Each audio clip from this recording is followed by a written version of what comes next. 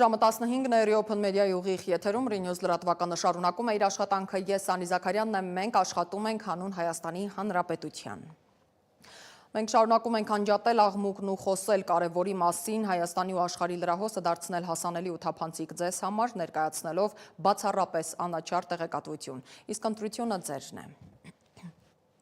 Հունիսի 22-ի գիշերը Իրանին հասցված ամերիկյան հարվածները Մերձավոր Արևելյան տարածաշրջանում լարվածության բռնկման նոր ալիք են բարձրացրել։ Վերջին պահի տվյալով իրանական մեհր գործակալությունը հաստատել է Իրանի հրթիռային հարվածը Սիրիայում ամերիկյան ռազմական հենակետին։ Մինչ այս պահը դեռ հստակ հայտնի չէ Միացյալ Նահանգների հարվածներն ուղղված Իրանին ամբողջությամբ կատարել են իրենց առաքելությունը, թե դեռ պիտի ճնշումներ մտցվեն այս հարցում։ Միացյալ Նահանգների Միացյալ Շտաբների հրամանատարը 3 մանրամասն պատմել է, թե Իրանին հարվածելիս ինչ են արել, ինչու եւ ինչ արդյունք են գրանցել, իսկ մյուս կողմից ընդամենը րոպեներ անց Պենտագոնի ղեկավար Փիթ Հեքսեթը պնդել է, որ դեռ պիտի ստուգեն արդյոք ամբողջն են ոչնչացրել։ Թրամփն էլ այսօր առավոտյան գրառում է արել, նշելով, որ Իրանի միջուկային բոլոր օբյեկտներին մոնումենտալ վնաս է հասցվել։ Այդուհանդերձ նկատենք, որ չի ասել, թե ամբողջությամբ ոչնչացվել են դրանք, այլ միայն մոնումենտալ վնաս է հասցվել։ Իսկ վերջին տվյալներով Իսրայելի պաշտպանության բանակը հայտնել է, որ իսրայելական ռազմաօդային ուժերը սկսել է հարվածներ հասցնել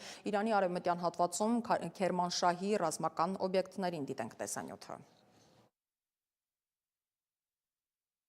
Անհնար է հավատալ, բայց Իրանին հարվածելու վերջնական հրամանը Դոնալդ Թրամփը տվել է Գոլֆի ակումբում։ Միացյալ Նահանգները հարվածել է Իրանի 3 միջուկային կայանների, այդ թվում գլխավոր Ֆորդոյի կայանին։ Իրանի բոլոր միջուկային օբյեկտները հիմնահատակ ոչնչացվել են, հայտարարել է Թրամփը։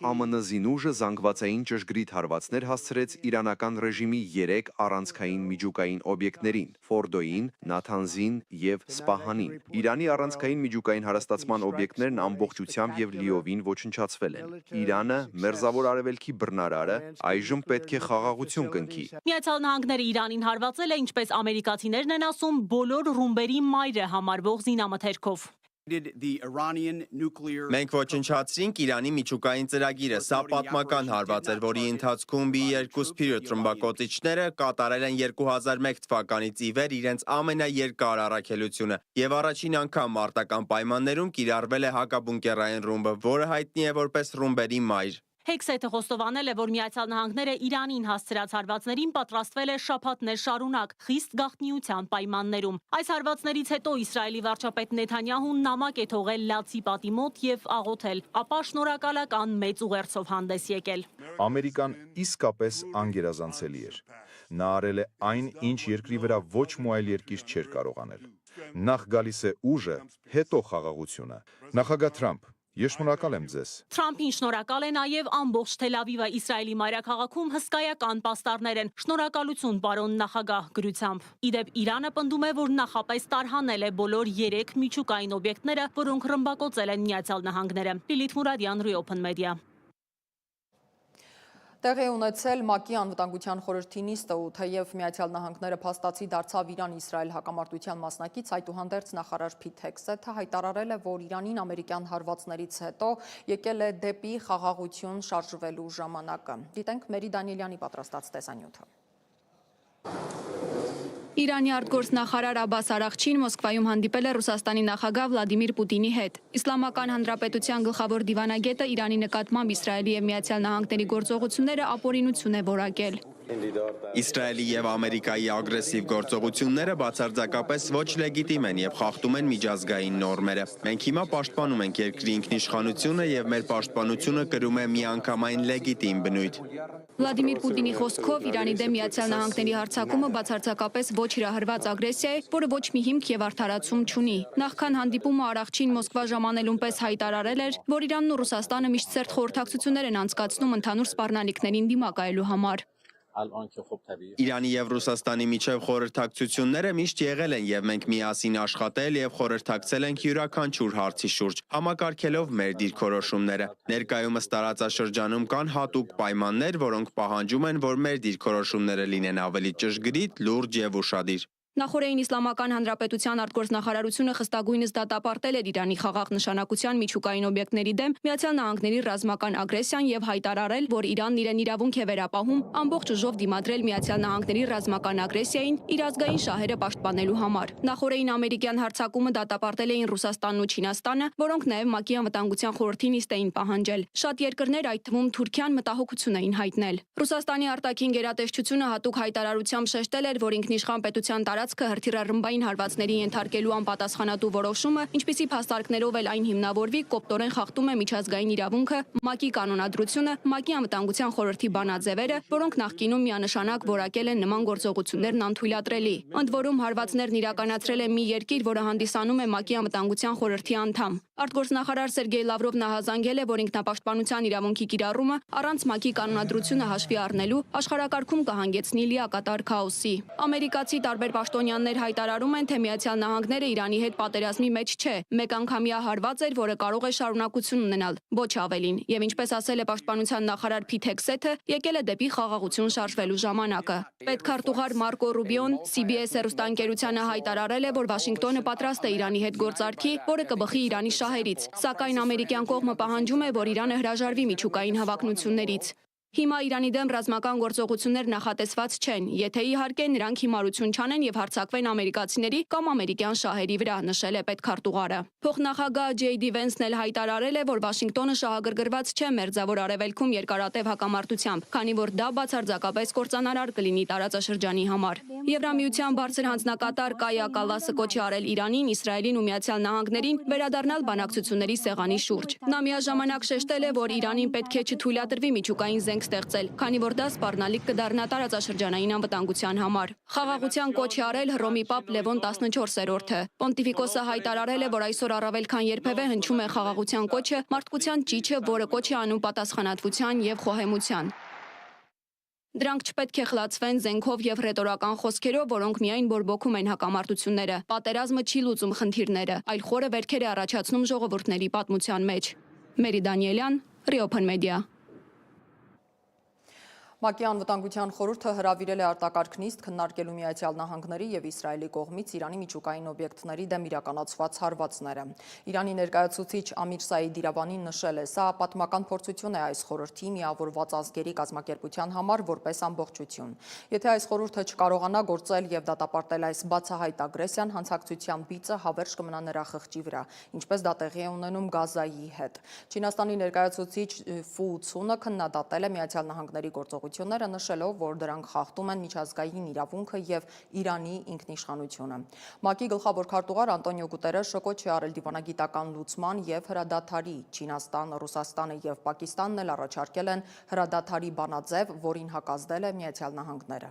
Անվտանգության խորհրդի նիստից հետո Դոնալդ Թրամփը գրառումների տեսքով հստակ ուղերձ է հղել, որ իրենց նպատակը նաեւ Իրանի ռեժիմի փոփոխությունն է։ Մեջբերեմ, ռեժիմի փոփոխություն տերմինի կիրառությունը քաղաքականապես ճիշտ չէ, բայց եթե Իրանի ներկայիս ռեժիմը չի կարողանում Իրանը կրկին մեծ դարձնել, ապա ինչու ռեժիմի փոփոխություն տեղի չունենա, գրել է Դոնալդ Թրամփը։ Իրանը կտրականապես մերժել է մեղադրանքները, նշելով, որ Իրանը պահպանում է իր լիակատար եւ օրինական իրավունքը համաձայն միջազգային իրավունքի, պաշտպանվելու Միացյալ Նահանգների այս բացահայտ ագրեսիայից եւ նրա Իսրայելի միջնորդությունից։ Սա պատմական փորձություն է այս խորհրդի եւ միավորված ազգերի կազմակերպության համար որպես ամբողջություն։ Յուրաքանչյուր պետություն եւ յուրաքանչյուր պատասխանատու գործիչ պետք է կանգնի այս դեպքի առջեւ եւ աներկբա դատապարտի այն։ Միացյալ Նահանգները որպես Իսրայելի դաշնակից պաշտպանել է վերջինիս եւ իր գործողությունները, դրանք որակելով որպես կոլեկտիվ ինքնապաշտպանություն։ Այս գործողությունը նպատակ ուներ վերջ դնել համաշխարհային անապահովության տարիների ընթացքում կուտակված, բայց վերջերս արագ սրվող պատճառին եւ օգնել մեր դաշնակից Իսրայելին, իրականացնելով մեր բնական կոլեկտիվ ինքնապաշտպանության իրավունքը, ինչը համապատասխանում է Միացյալ Ազգերի կազմակերպության կանոնադրությանը։ Ռուսաստանը կտրուկ քննադատել է Ամերիկայի Միացյալ Նահանգների եւ Իսրայելի գործողությունները, շեշտելով, որ Միացյալ Նահանգների ղեկավարությունն արհամարել է միջազգային իրավունքի նորմերը եւ ՄԱԿ-ի կանոնադրությունը։ Վաշինգտոնը կրկին հաստատեց, որ իր իսրայելցի դաշնակցի շահերը առաջ մղելու համար պատրաստ է ոչ միայն աչք փակել տասնյակ հազարավոր պաղեստինցի կանանց, երեխաների եւ տարեցների սպանության վրա, այլև վտանգի տակ դնել ողջ մարդկության անվտանգությունն ու բարեկեցությունը։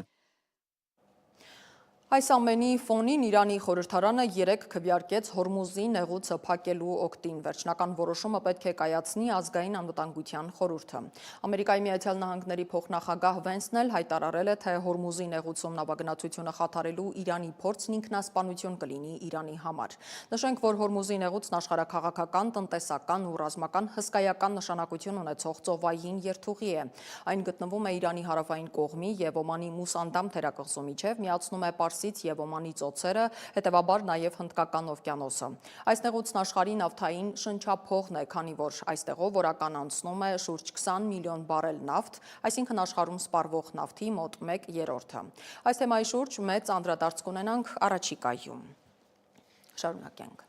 Իսկ այժմ ռուս-ուկրաինական հակամարտության անդրադառնանք, որն այս օրերի աշխարհաքաղաքական եռուզեռի արդյունքում կարծես մղվել է երկրորդ պլան։ Ռուս-ուկրաինական ճակատում պատերազմը շարունակվում է, զոհերի թիվն աճում։ Նշվում է, որ 3 գիշեր Ռուսաստանն իրականացրել է դրոնային եւ հրթիռային հարվածներ Կիևի վրա, օգտագործելով մոտ 440 դրոն եւ 32 հրթիռ։ Վնասվել են բնակելի շենքեր ու մետրոյի կայարան, որը ծառայում էր որպես ռմբապաստարան։ Հարվածներ են հասցվել Խարկովին ու Զապորոժիեին, վնասելով ենթակառուցվածքներ։ Ուկրաինան դիմակայում է ռուսական ուժերին Դոնբասում եւ հարավում, կոնկրետ հակահարձակումների մասին տվյալները հակասական են։ Փոխարենը հաստատված են Ուկրաինայի դրոնային հարձակումների մասին լուրը Ռուսաստանի սահմանամերձ շրջանների վրա, ներառյալ Կուրսկը։ Զոհերի մասին տվյալներ չկան։ Սիմոն Հովանեսյանն է անդրադարձել թեմային, դիտենք։ Կիևում գիշերվա ռուսական հարձակումներից զոհերի թիվը հասել է 5-ի, վիրավորները 19 են։ Հրթիռային հարվածից բնակելի շենքը գրեթե հողին է հավասարվել։ Չեռնիգովի մարզի Սնովսկ համայնքում էլ հարձակման հետևանքով 2 մարդ է զոհվել, եւս 10-ը վիրավորվել։ Ռուսական պաշտպանական գերատեսչությունը պնդում է, որ հարվածներ են հասցրել զինամթերքի պահեստներին, դրոնների օպերատորների պատրաստման եւ Ուկրաինայի զորքերի ժամանակավոր տեղակայման կետերին 137 շրջանում։ Մինչև աշխարհի ուշադրությունն ուղղված է Իրան-Իսրայելական հակամարտությանը, ռուս-ուկրաինական օդում անօդաչուներն ու հրթիռներն են ուղղված բնակելի թաղամասերին։ Ուկրաինան Ռուսաստանին մեղադրում է մոտ 352 շահեդ տիպի իրանական դրոնով եւ Իսկանդերի 16 հրթիռով հարվածելու համար։ Ռուսական կողմը հայտնում է, որ հակաօդայինները վերջին 1 օրում խոցել են 7 ամերիկյան JDAM հրթիռ եւ 123 դրոն։ Շաբաթ Վլադիմիր Պուտինը խոսեց Ուկրաինային խաղաղության հին առաջարկի մասին։ Այնուհետև բացատրեց, որ ռուս զինվորների երթուղին քաղաքական որոշումներ չի կազմվում, այլ մարտի դաշտում։ Դե մենք ունենք այսպիսի հին, դե դա ասացված չէ, առակ չէ, այլ հին կանոն, այնտեղ, ուր ռուս զինվորի ոտքն է կպչում, դա մերն է։ Կիրակի ռուսական զինված ուժերը գրավել էին Խարկովի մարզի Պետրովսկոյե եւ Դոնեցկի շրջանի Պերեբուդովա բնակավայրերը։ Միաժամանակ բարելավել են դիրքերը Չասովյարում եւ Կրասնոլիմանսկի ուղությամբ։ Զելենսկին պատասխանել է. Պուտինը բոլորի, մասնավորապես Ամերիկայի աչքերին է թոզ փչում այս հայտարարությամբ։ Ուկրաինայի նախագահը մեղադրել է ռուս պաշտոնակցին, ասել, որ Պուտինը նոր չէ, որ աչք է դրել Ուկրաինային։ Եվ երբ նա խոսում է Ուկրաինայի եւ ինչ որ բան էլ ցամաքում ռուս զինվորների կոշիկների մասին, նա նաեւ խոսում է Բելարուսի, Բալթյան երկրների, Մոլդովայի, Կովկասի, Ղազախստանի նման երկրների եւ երկրի վրայի բոլոր այն վայրերի մասին, ուր կարող են հասնել ռուս մարդասպանները։ Պուտինի իշխանությունն ավարտվում է այնտեղ, որտեղ ավարտվում են ռուս մարդասպանների հնարավորությունները։ Զելենսկին հայտարարել է նաեւ, որ այսօր պետք է այցելի Մեծ Բրիտանիա քննարկելու Ուկրաինայի պաշտպանության ու Ռուսաստանի վրա լրացուցիչ ճնշման հարցերը։ Պատերազմի 3-րդ տարում ռուսական կողմն առաջարկում է ավարտել պատերազմը ներկայիս սահմաններով, ով որտեղ է։ Ուկրաինան, որը կորցրել է իր վերահսկողության տակ մի քանի մարզ, չի համաձայնում։ Սիմոն Հովանեսյան, Reopen Media։ 3 հունիսի 22-ին Սիրիայի մայրաքաղաք Դամասկոսում Դվեյլա թաղամասի Սուրբ Եղիա եկեղեցում տեղի ունեցած ահաբեկչության հետևանքով զոհվել է առնվազն 22 մարդ, վիրավորների քանակը հատում է 5 տասնյակը։ Նշվում է, որ ահաբեկիչը նախկրակ է բացել ամբոխի ուղղությամբ, այնուհետև պայթեցրել ինքն իրեն, բայց նա միայնակ չի եղել։ Reuters-ի տեղեկություններով ներսում նաև երկրորդ հրաձիգ է եղել, որը փախուստի է դիմել։ Եկեղեցում այդ պահին ներկա են եղել հարյուրավոր հավատացյալներ։ Պայթյունն անսպասելի է եղել ու հարվածային մեծ մեծ ալիք է առաջացրել։ Տարբեր երկրներ, ՄԱԿ-ի ներկայացուցիչներ, նաև հայ կաթողիկե պատրիարքարանը դատապարտել են այդ գործողությունը։ Սա վերջին տարիների առաջին խոշոր ահաբեկչությունն էր Դամասկոսում։ Նախորդ նման գործողությունները տեղի են ունեցել մինչև 2016 թվականը, պատմում է իմ գործընկեր Լիլիթ Մուրադյանը։ Կիրակնորյա պատարագի ժամանակ է ահաբեկիչը մտել Դամասկոսի ուղղափառ եկեղեցի, հավատացյալների վրա անկանոն կրակ բացել ու պայթեցրել իրեն։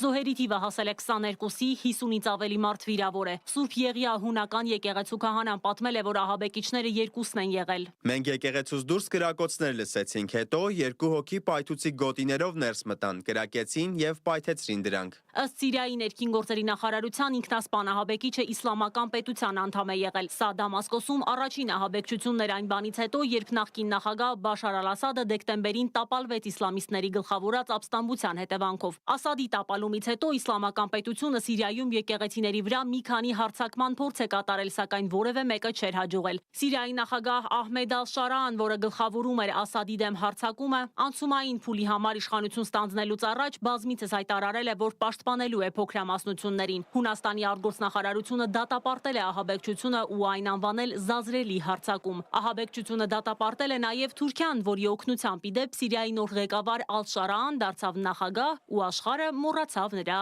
ահաբեկչական անցյալի մասին։ Լիլիթ Մուրադյան, Reopen Media։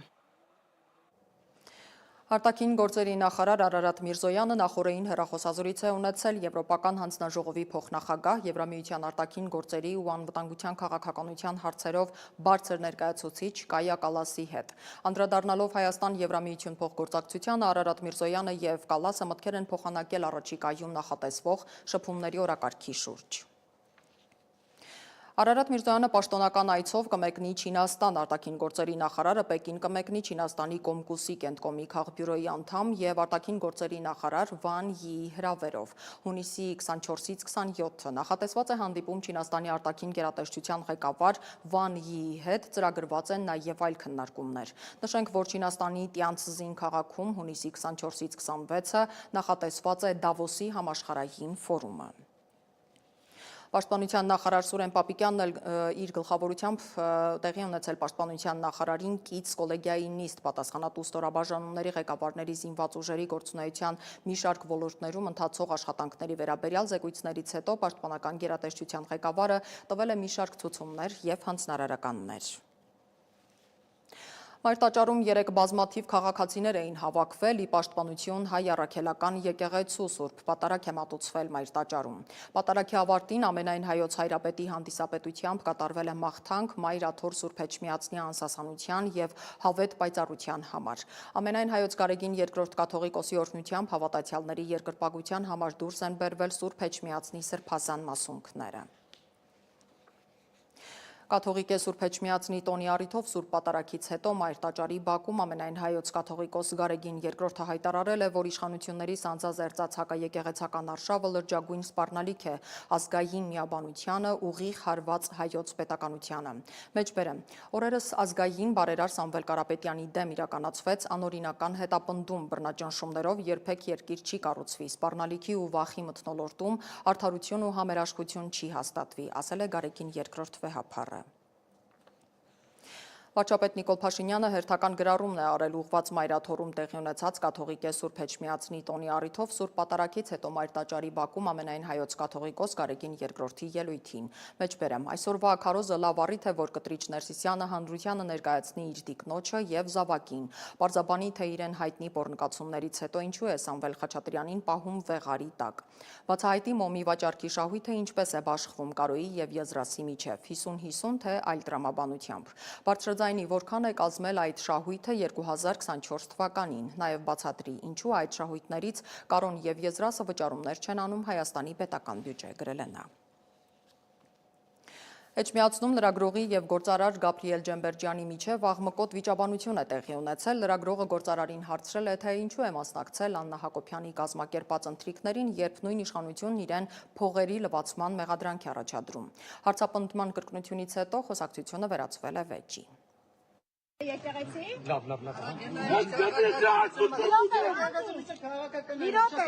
Մի րոպե,